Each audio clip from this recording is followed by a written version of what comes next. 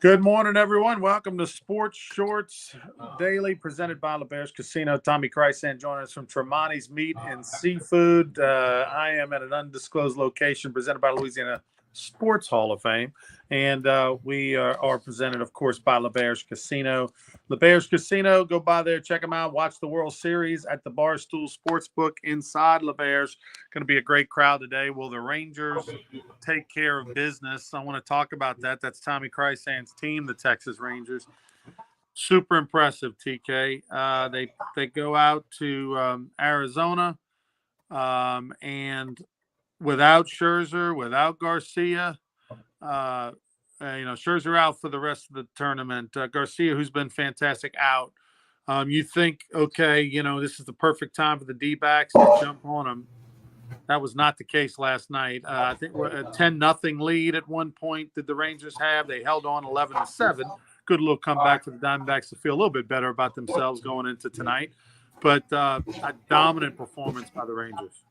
Yeah, it really was. I mean, they're hitting on all cylinders. No team has had so much success on the road in the playoffs as the Rangers have had this year. Kind of throws that home ballpark advantage right out the window. But in baseball, it's all about who's on the mound, okay? We know that. We've always known that. The guy on the mound can change anything. I don't care if you're playing at Alec Box Stadium, you're playing at Lee Hines Field, it don't matter. The guy on the mound is what is the difference and can be the main difference. So, I mean, the Rangers they've been the best ball club, one of the best clubs all season. Now, they did stumble down the stretch, and the Astros won the division. But this team that, as you know, I've watched probably 75% of their games. And when I say watch the game, I mean front to back, not caught 2 innings or something. And, I've been a big Rangers fan for a long time, as we've talked about. And Bruce Bochy, you can't help but think this is a part of the difference, okay? Guys took 3 different teams to the World Series. Only 3 people in the history of baseball have done that, and one was like back in the 20s. So, and won, 3 series in 5 years with the Giants. I mean, this guy is just he was on the couch as he said, on the couch for a couple of years, playing with the grandkids, and then all of a sudden Chris Young, who had played for him at some point, said, come on, man, get off the reclining chair and come fix the Rangers here. We got this great ballpark. We got players. We spent money. We got Simeon. More importantly, they got Seager. And they got DeGrom and Scherzer, who DeGrom was hurt early in the year. He was going to be the ace.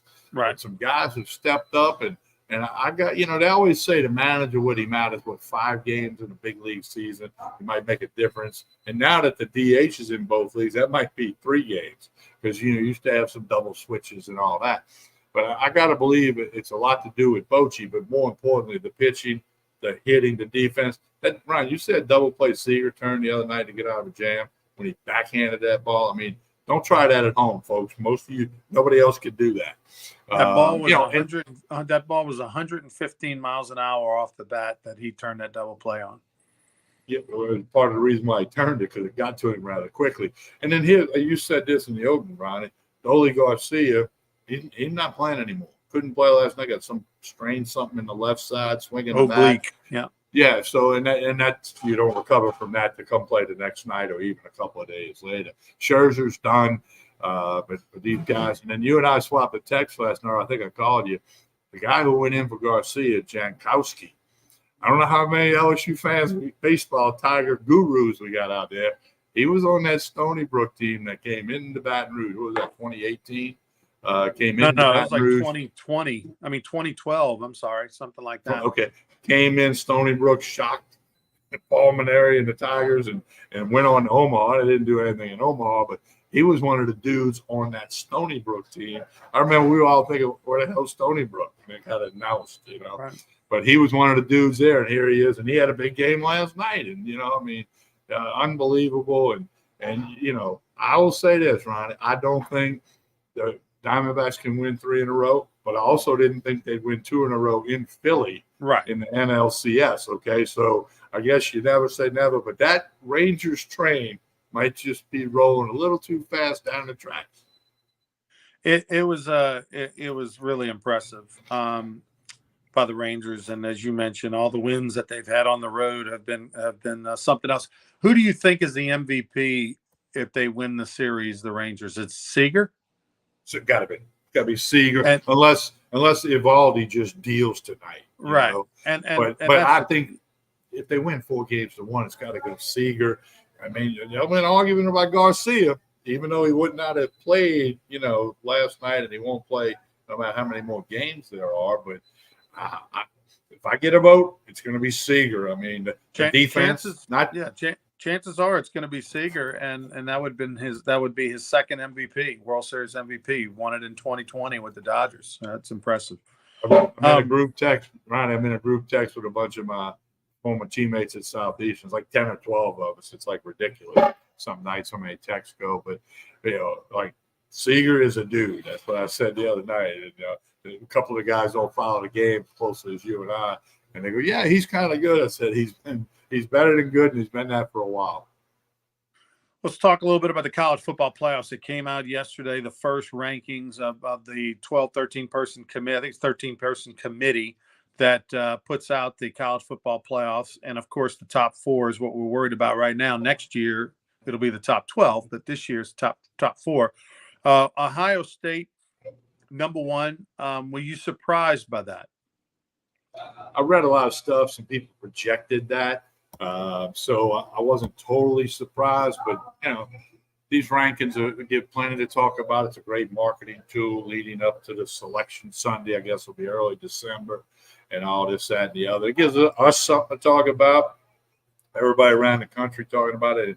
The oldest saying in Hollywood is, "I don't care what you say about me, just say something." Well, people are talking about it today. So to answer your question, no, I'm not surprised. I really don't think it's all that important. Going to be more important as we get to December 1. Today's November 1. And then, of course, what happens in conference championship games and all of that. As Rance likes to say, let it play out. Well, the thing I will say is that, I think at this moment, as we are literally the first day of November today, that Ohio State does deserve to be number 1 based off of what they've done, right? They had the 2 big wins, Notre Dame and Penn State. They played a much tougher schedule than Michigan and Georgia. Both, I didn't realize how bad those schedules were that they played. Georgia 110, ranked 110, Michigan 111. So based on that, clearly Ohio State deserves to be 1, Georgia 2, Michigan 3. The battle for 4th is an interesting one. I think a couple of weeks ago, people thought Washington. Now they kind of struggled and survived and advanced. But Florida State really, who's got the more impressive win? Do you take Florida State beating LSU on a neutral field, neutral wink, wink, nod, nod, 2.5 hours away from Tallahassee? Or do you take Washington knocking off Oregon, which is a more impressive win? Technically, the Oregon win is a more impressive win for Washington. Oregon's ranked 1 spot behind them. So I was probably a little surprised not to see Washington as 4. Florida State is in there at 4. Probably Washington will have more opportunity to flip-flop that because as they play tougher games down the stretch, might end up with a harder strength of schedule. The ACC is terrible this year. So we'll see how that shakes out. I think if Washington and Florida State both win out, there's a good chance that Washington can end up ahead of Florida State if all said the same. Michigan and Ohio State will kind of take care of themselves. Doesn't necessarily mean one will fall out of the top 4, but they will play each other. And clearly, if Ohio State blows out Michigan, then most likely Michigan falls. But Michigan and Georgia both going to have a tougher stretch down the road, down the stretch at the end of the season. It'll get harder for them schedule-wise. I thought what was interesting was Tulane. Right now, if all were to end, would be in the old playoff format. They are the highest non-Power 5 conference at the moment ranking. They are ranked 24th, Air Force 25th at the moment. And LSU came in at 14, which is 1 spot below where they are in the polls. They're 13 in the polls. I kind of thought, Tommy, SEC, strength of schedule, all that would have LSU a little higher than 14, but, they are the highest ranked 2-loss team. Yeah, they are. And I mean, that'll all change next Tuesday if they defeat Alabama on Saturday. So, again, I don't think people need to put a whole lot of weight and stock into the first release of these rankings. It's kind of like a mock draft. It's kind of like all that. I mean, it's like, okay, it gives us something to talk about, but it's probably going to be quite different when we get down the road. I'll tell you something that will be different is the sidelines for the Raiders. Not that it's a surprise. Josh McDaniel fired. The GM fired. McDaniel didn't even make it through the second year. This is the second stint he's been fired in the second year. He did that at the Broncos a decade ago.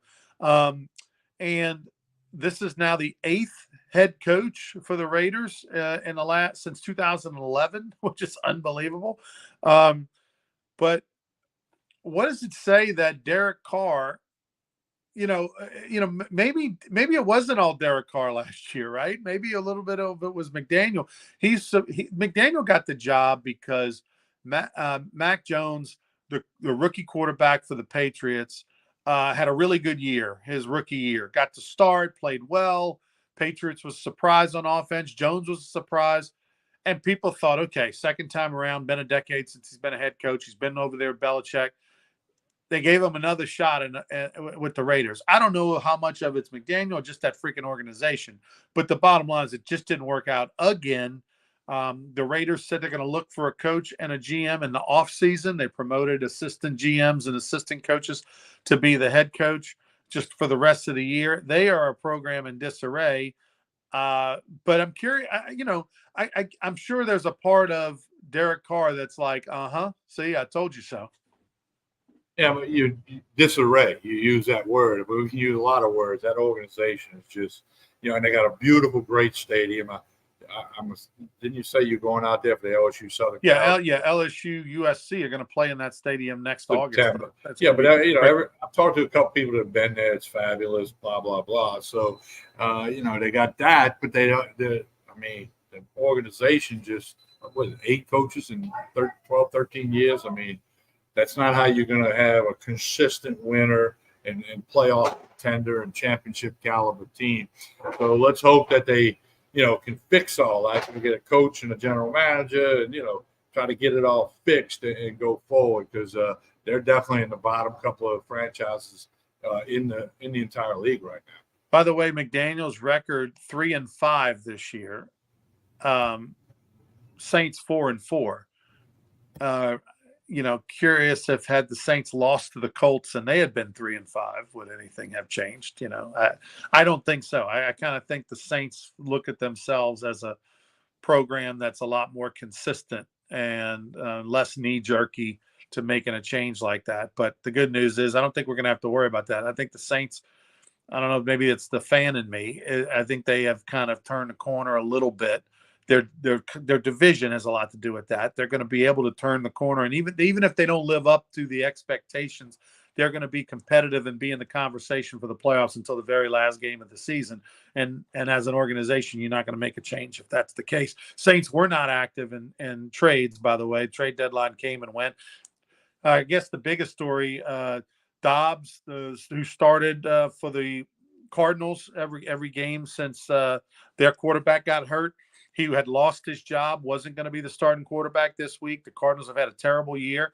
Well, the Vikings made a trade and brought him in as to play quarterback. There was some talk that maybe the Vikings would reach out for Winston. Maybe they did. I don't know. Maybe the Saints said no. And then, Young, remember Chase Young, he's headed to go to San Francisco to play on the opposite side and help that pass rush. That's a nice get for the 49ers to have 2 Ohio State bookends, kind of, Bosa and Young over there getting after the quarterback. Yeah, one other thing, Ronnie, pointed out by Carl. Today's the birthday for the New Orleans Saints. They were born on this day. It is All Saints Day in the Catholic religion, but November 1st, 1967 is when they were officially granted a franchise. I was a little kid out there at Chalmette and thinking, man, we got NFL, we have pro football, and it's all going to be good. So a special day in the Saints organization history. And on All Saints Day, you put all that. New Orleans is a big Catholic religion town, so you put all that together, and that's a pretty cool thing. But yeah, we'll see what the Saints can do going forward. I mean, they should win against the Bears Sunday, but you never know. Speaking of the Saints and the Raiders, I told you that story a few months ago. Dave Dixon, who was a part of bringing the Saints to New Orleans and that franchise and getting that franchise, tried to bring the Raiders to New Orleans in the early 60s, and they thought they had the deal done. They actually had it verbally agreed over the phone, and then before anything was signed, there's no faxes back then and everything, and before they could meet up, there was a better offer, and they went back and forth, and eventually Dixon and the Saints group backed out when the numbers got too high. But you might have the New Orleans Raiders, which I think is probably just as maybe even a better fit with the whole pirate theme and everything of New Orleans than actually the Saints. But anyway, it is what it is. How different the franchises and might have been had the Raiders come to New Orleans in the early 60s, probably would have changed the trajectory of the franchise. All right, we move on. LSU finds themselves, Tommy, a 3-point dog, but that line hasn't changed since Monday, but the over-under has. Yeah, it went up to 60.5, I think a lot of points. When I saw that, I was thinking this morning, I guess there might be some value in betting the over. You got to believe. LSU is breaking records with points scored and yardage and all that per game that they've never done in school history. Now Bama's defense a little better than Army's and some of the other people LSU played, but you just got to believe that LSU is going to score 35 points or more. And then when you look at LSU's defense, does that mean Bama can put 25 or more up on the board? And like we talked about the other day, this Bama team, not the Bama in the past, and when I say that, I mean I can score from anywhere on the field. They can go 80 yards with a pass player running. I'm not saying they won't have an 80-yard touchdown Saturday, but they don't have that big of a threat as they've had in the past with NFL dudes at wide receiver, quarterbacks winning the Heisman, this, that, and the other. I mean, and so I don't know. I like LSU to win. I like the over, and we'll see if I change my mind by Saturday. Saints find themselves a touchdown and a half, 7.5-point favorites over the Bears in the Dome on Sunday. Two teams trending in opposite directions as far as the Bears and the Saints go. I would buy that 0.5 point, Tommy, and take the Saints. This is a chance for, get back to home. You just felt really good about yourself. You had one of your best offensive games of the year. The offense puts up over 500 yards. Bears are a struggle bus right now. They got blown out by the Chargers. Like, this feels like it should be a comfortable Saints win. Really does. I mean, all the factors you just mentioned and the fact that they're now tied for first in the NFC South, do get to play the Falcons twice. They still got to play them twice in the future of the schedule. So, they got to win this week. You get it done, take the confidence and the momentum from the Colts game. And, the Bears are not exactly in great shape as a football team. So a great opportunity for the Saints to get above 500 and get on a win streak, get on a roll. Went to the Pels game on Monday, and of course I'm the one that brought them bad luck. This Pels were 2-0. They're at home on a Monday night, taking on the Golden State Warriors. Supposedly, the Golden State Warriors aren't as good as they used to be, and then they just blow out the Pelicans on Monday night. I will say this, couple things. I do like the jerseys. Now, they wear different types of jerseys, but the ones they wore on Monday were red, and it said Crescent City instead of New Orleans. Had Crescent at the top, City underneath on the number. That was really cool. They always do a great job. It's a fun environment, but the Pels were never in it. And as far as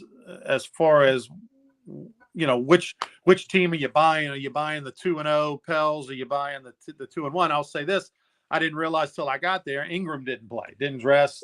He's banged up. He didn't play on Monday. And again, we're talking about now going into the season. There were only 10 games that CJ, Ingram, and Zion had ever played together. It's up to 12 now. And of course, the one game that Ingram's out, they get blown out. Yeah, well, that was a factor the other night, not having him. Something with his knee. Now, they play at Oklahoma City tonight, and they're home again tomorrow night, a back-to-back. Fly in, got to host the Detroit Pistons tomorrow night. So, Willie Green said something about the knee. They were evaluating it. So you would think they give him tonight and tomorrow off, there's a lot of basketball left, and it's certainly not going to make him go back to back if there's some questions with the knee. But that was a factor Monday. But the Warriors just got it done and handed it to him by 30 points, whatever it was. Curry scored 42, and how was the crowd, right? It was a good crowd. I mean, it was a Monday night in November, in October. So, it's not like and it was the night before Halloween. So it wasn't like completely packed. It wasn't a playoff atmosphere where it was the same. But I mean, a really good crowd. I mean, I don't know the number, but a really good crowd. I thought for a Monday night, but it was interesting. It was interesting. Curry was such in the zone that Tommy, when he's shooting these threes, the ball does not scrape the net. Like it literally, it goes through the center of the net. The net barely even moves. I mean, the guy is just so good, and to see him do it in person, and to see how far out he's shooting, and as soon as he gets the ball's out of the hand. I mean, that's why he's arguably the best to ever do it. I forgot to mention this Monday, but this past Monday night was one of the rarest occasions in the sports world, because you had NBA, NFL, MLB, and NHL all in action Monday night. It's only like the second time that's ever happened in history where all of the four major sports all had a game. It's in part because the World Series, it's usually not late October like that on the same night as it was. So anyway, but no, we'll see what the Pelicans can do on the road against the Thunder tonight, home against the Pistons tomorrow. You got to get one of those two. Well, on Friday on Sports Church, I want you to talk a little bit, and we got to run right now, but I want you to talk some about the Tiger Woods and Rory McIlroy golf primetime Monday night event that's going to start weekly in end of January. It's the details on this thing are unbelievable. It is going to change the way you look at golf. So I'm excited about that. So Tommy will tell us about that on Friday. As we get out of here, presented by LeBear's Casino, tell us about Tremonti's. They got gift cards, great idea for office, everybody in the office, all your neighbors, whatever you want to do, gift cards. You got the Christmas parties to go to. And here's the thing, Ronnie, I'm going to have a couple of these like ready to go in case like somebody that I wasn't thinking was going to give me a Christmas gift shows up and go, hey, I did get you something. Here's a little $50 gift card from Tremonti's Meat and Seafood. Good for anything in here, whether it's the wine, the whiskey, the food, the game processing, whatever you want. Great gift idea right here. Tremonti's gift cards. Stop by any denomination you want. Get a bunch of them, whatever it might be. So Tremonti's on Jefferson Highway in Baton Rouge has gift cards. All right, he's Tommy Christ saying I'm Ronnie Rance. We're presented by LeBear's Casino. Please like and share this video. And if you're looking for a great place to eat, drink, and watch the World Series, maybe the clincher tonight, go by LeBear's at their Barstool Sportsbook. It's going to be a good time and great food over there. We'll be back on Friday morning for more Sports Shorts Daily. Until then, have a great week, everybody.